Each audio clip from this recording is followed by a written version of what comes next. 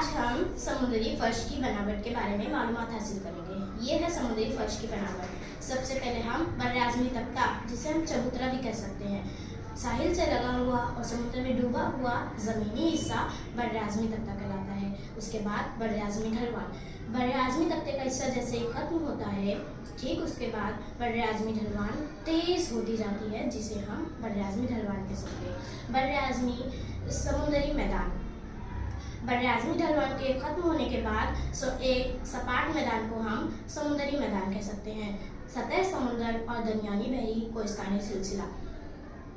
जिस तरह ज़मीन के ऊपर पहाड़ी सिलसिले होते हैं, ठीक उसी तरह ज़ेरियाब पहाड़ी सिलसिले होते हैं, जिन्हें हम ज़ेरियाब पहाड़ी सिलसिले कह सकते हैं। ज़ेरियाब पहाड़ी सिलसिलों की कुछ पहाड़ों की कुछ चोटियाँ सतह समुद्र के ऊपर आ जाती हैं, जिन्हें हम बहरी जज़ीरा कह सकते हैं।